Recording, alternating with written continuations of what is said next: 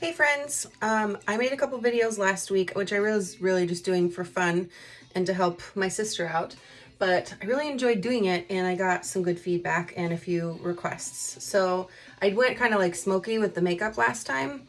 So I'm going to do something simple and show you a product that I really love. I am not a representative of any products. I love Redken for hair stuff, but I'm just showing you things I like, which this is really just one thing. So when people ask, like, if you could only use one or two pieces of makeup, what would you choose? I think we each have something we're insecure about.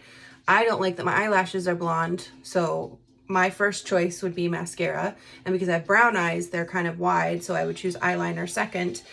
And third, maybe some bronzer. That would depends on the mood, but a lot of people I think would pick concealer. So for like a simple look, this stuff is called Dermablend, which I had bought to cover a tattoo for a photo, and I realized it's really, really good for concealer. So it's in a big tube. I bet they've changed the design because it's kind of old, but just to like give you an idea, like it covers pretty well and you don't have to do much to it.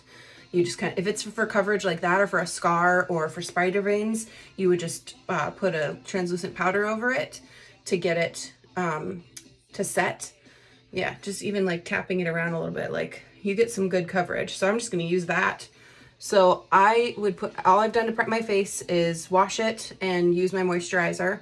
So on a day where I am having an I don't feel like it day, or I'm not going anywhere of great importance, but I don't want to look like a corpse, this is what I do. So it depends on, I'll go kind of step by step of how involved do you want to get for your, I'm just running a couple errands but don't want to look like a corpse. So this stuff is very thin, which I don't remember it being, so it could be that it's a little old. So you can see the difference because it's to cover bruises and scars and tattoos, and that's what they use in this brand is what they use in the movies to cover celebrities' tattoos. Even for the darkest of ones, like the one on my wrist, you only have to do like one coat, maybe two. So I just kind of use my finger because I find if I do something like this with a brush, I can't sit still long enough for it to dry without creasing it. And I know rubbing around on my eyes isn't the best thing. So I kind of do all the way up to the eyebrow and all the way underneath. And then when I start feeling like it's, sometimes I'll go a little, I've seen like when people do contouring, they'll even do like a triangle of the stuff. So just whatever's left on my fingers, I'll just kind of drag down a little bit. So like I said, my most important things would be the mascara, but since I have a little bit of time and I have your attention, I hope, I really like the translucent colors that have like, when you tilt it, you can kind of see like some silver, some gold, some kind of like light greenish brown. This one happens to be Sephora, their Metal Effect stuff. So I kind of like putting that just all over that for some shimmer, a little color. And this one, I'm not going to come back and like shadow over really, like to do the dark stuff in the corner. And then I have one very similar to it that has the different colors in it. So that one looks kind of dark, but then again, I'm putting it over lightened eyelids, which also covers up the like veins in your eyes. Some of us have like really translucent eyelids where you can just see the little blue veins. So I'll just get rid of that dark stuff there. So you could, depending on how much time and effort you want to put into it, just leave it at that, which I'll try to get close for you to see the shimmer. It feels weird. Then from Tarte, I've got one that's even lighter.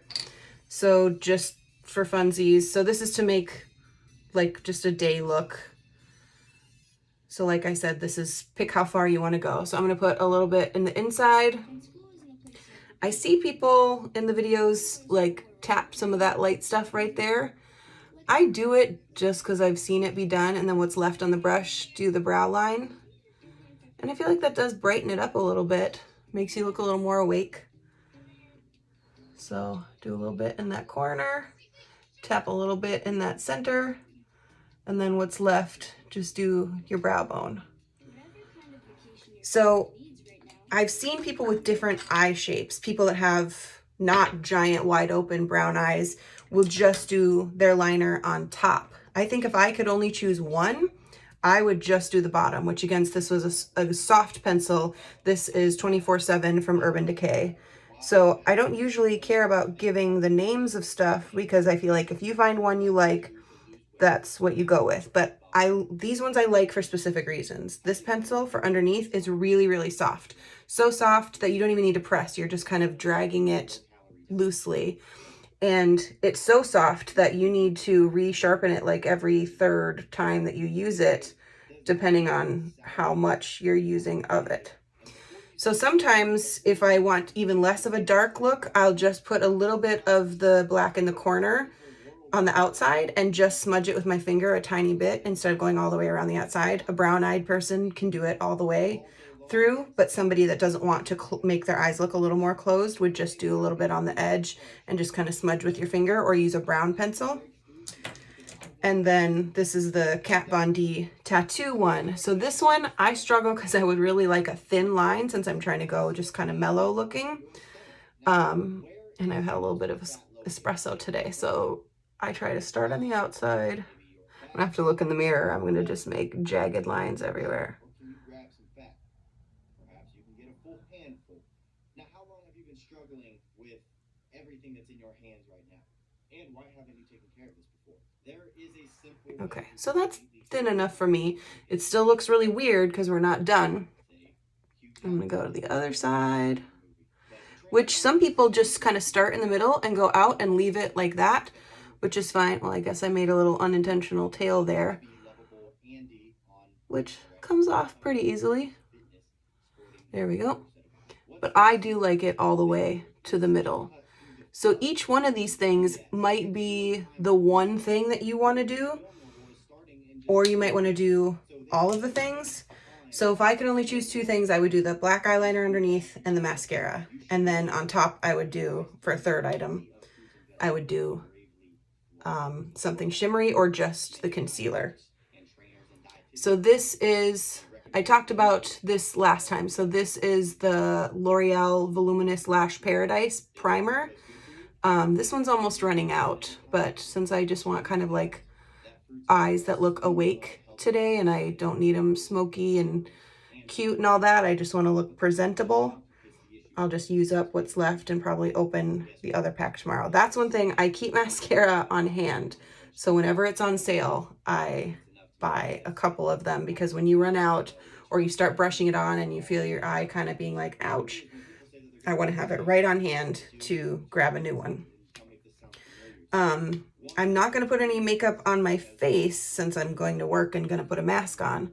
But if I was just going to do something simple, I would just take a little bit of bronzer at the top of my forehead and really around my cheek area a little bit, or even just dip your fingers in some of it and just kind of rub it on with your face. Also, that Dermablend stuff, you can, sometimes if I feel like I'm really red or blotchy or broken out, I will put a little bit of the Dermablend on my fingers and grab some of my moisturizer and rub it all over. Even when I'm done doing the eyes like that and I have some on my fingertips, I'll just grab a little moisturizer and wherever I feel red, just kind of brush it in with my hands. I think I probably utilize my fingers more than a lot of people would recommend for doing makeup, which obviously if I was a makeup artist and did other people's makeup, I wouldn't be rubbing my fingers all over their eyes. I would be using brushes. But this is not to teach you how to do other people's. This is to teach you to do your own and do it quick and simple. Yeah, this stuff's really running out.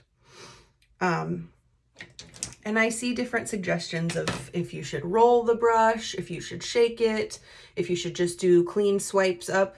That I feel like whatever you're comfortable with. But because I have eye sensitivity, I start kind of in the middle and shake and roll at the same time. Because if I get too close to the waterline underneath, I scratch it and then my eyes hurt all day. So I'm just trying to bump to the middle again. Hey, Ashley, why don't you drink espresso before you do really intricate work on your face on video that people are going to see? Good idea.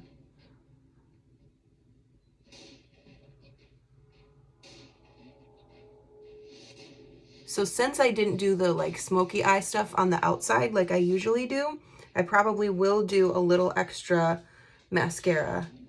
And since I have a couple extra minutes and I'm going to be wearing a mask, I probably will put a little bronzer on just my forehead, which, those highlighters too, one trick I learned just kind of by messing around was taking my blush brush and dipping one side of it in the bronzer and one side of it in the highlighter and just kind of doing it all at once. And that made it super blendy.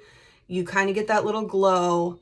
Because a lot of times when I see the after pictures or after videos of people doing like a whole makeup thing, to me, I don't understand why they went section by section and used 6 different brushes to do just this part and just this part and just this part and just this part and lines that look all funky and then blend it all together, because I feel like I can kind of get that same look with just one brush and 2 things on it. I guess maybe I'm lucky that I don't have to do as much skin coverage, which that is not luck, actually. That is a lot of hard work. I had really bad cystic acne as a teenager. So bad, in fact, that people didn't even make fun of me. Like, they probably felt bad for me. But I did always have these long eyelashes to make up for it. So, I've done a lot of microdermabrasion to my skin to clear up all of that and all the scarring. And I do Dermalogica skin prep scrub twice a week in the shower. And they have a daily microfoliant powder that you can mix in your hands with water or with your cleanser and wash all over to get like a slight exfoliation, just to make sure your makeup is really out of those pores.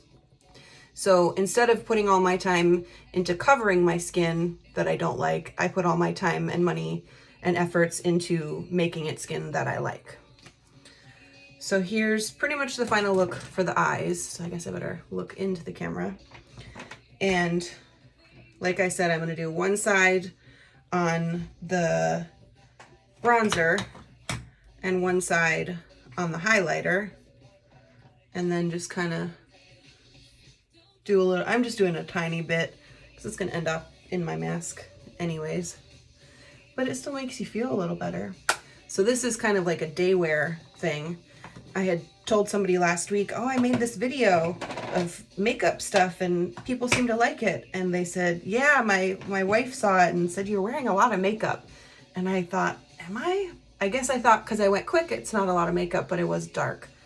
So here's more of like the day wear, and you can choose what eyeshadow suits your skin tone. I like the nude one if I'm gonna do it. And the bangs clipped back again. So I probably won't follow up with a hair one, but I did learn through all this COVID time that everybody that's coming in upset about their hair thinning, it is a medical thing called COVID hair loss or hair thinning from the stress, not from having it, but just the crazy climate of the world right now. So the doctors, when I went to mine and asked, and my clients who have come in and said, yes, my doctor said that this is COVID stress thinning, they say basically, don't worry about it for now. It'll come back when your stress gets back, or obviously find a way to de-stress in a healthy way. Unless you have lesions or scratching and dry skin, which right now also the weather is cold. So everybody's coming in saying, oh, I have dandruff. Like, it's so gross and so terrible. And they're the only one. Everybody's having a little bit of dry scalp right now because it's dry out and it's cold out. So I would say if your conditioner is lightweight, when you wash your hair, usually you kind of put the conditioner from here down. When you have a little bit left on your fingers, maybe kind of put it up in your scalp, or maybe just up front where you feel like if you scratch your head, it snows a little bit. I mean, that's just what's happening right now. It depends on how bad it is, but obviously I'm not giving any medical advice. That's just a little something. But I can see that my hair is thinning from COVID stuff. And that's just kind of, I guess, the name of the game. We're all going through something. So I guess my advice is to not beat yourself up about it, because this is a stressful time. And whatever you can do to make yourself feel better. So if it's just to put on some mascara, if it's just to put on some eyeliner, if it's just to use something to even out your eyelids so you don't have blue veins and unevenness, do what makes you happy. So before I sign off, this stuff is pretty much dry. I was a lot tanner when I bought this stuff. And it doesn't come off too much. Like it's dry, it's on there. So if you were to set it with powder and do a couple layers, that would stay pretty well. And again, that was called Dermablend. I'm sure the bottle looks different now because mine's like 5 years old. Because if I only use a little bit under my eye, like it lasts forever. If you have any questions about anything I've said or products you like, send me a message, send me a text, make any appointments, and have a good day.